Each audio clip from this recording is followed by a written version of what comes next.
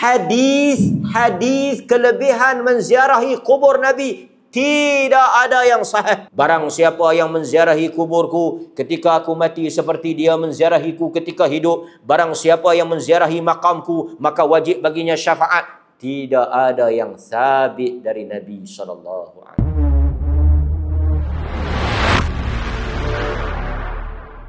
Nabi suruh pergi Mekah, Nabi suruh pergi Madinah, dan Nabi suruh kita bersusah payah pergi ke Masjidil Aqsa, Baitul Maqdis. Makna kalau ada peluang, ada ruang, ada duit, ada masa, Allah izin, kita himpun, kita kutip duit, kita buat macam-macam, kita pergi, dapat pahala besar. Safar yang disuruh. Tapi selain daripada itu, tak ada kelebihan. Tak ada Nabi tak suruh pergi pun. Sebahagian makcik-makcik ni, habang ni nak pergi mana? Ni nak pergi Tarim. Pergi cari apa? Ha? Bukan tak boleh pergi sebagai orang Nabi. Kami nak pergi Tarim ni. Ui, kelebihan Tarim. Bumi para awliya.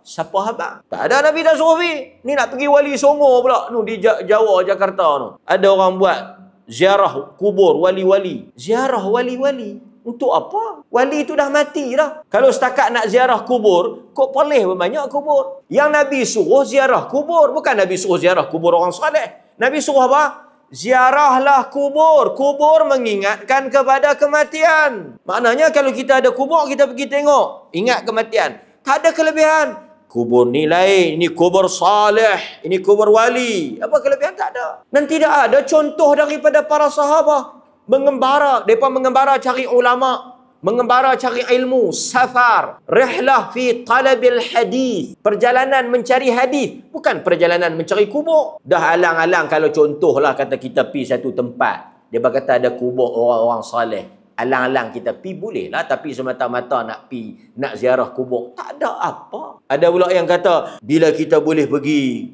ini ialah tanda dia menjemput kita. Fui, dahsyat. Satu benda gaib. Yang satu lagi dia dah mati. Apabila satu orang tu mati, putus segala urusan dia dengan kehidupan kita. Boleh pula dia tahu imam menjemput kita. Saya nak bagi tahu hal-hal yang seperti ini, dakwaan yang tidak ada asas. Kubur yang kita disuruh pergi, kubur siapa? Kubur siapa-siapa. Hatta kubur Nabi pun hadis kelebihan menziarahi kubur Nabi tidak ada yang sahih. Barang siapa yang menziarahi kuburku ketika aku mati seperti dia menziarahiku ketika hidup, barang siapa yang menziarahi makamku maka wajib baginya syafaat. Tidak ada yang sabit dari Nabi SAW. Bahkan kata Aisyah radhiyallahu anha, kalau tidak kerana bimbang, takut orang ghulu kepada kubur Nabi, akan ditunjuk kubur Nabi. Tapi tak ditunjuk, ditutup. Aisyah sebut. Sebab itu Nabi risau bab kubur ni. Nabi risau 2-3 hari sebelum Nabi wafat. Tajuk yang Nabi ulang sebut tajuk kubur. Dan kita nampak sebahagian orang ghulu pada kubur.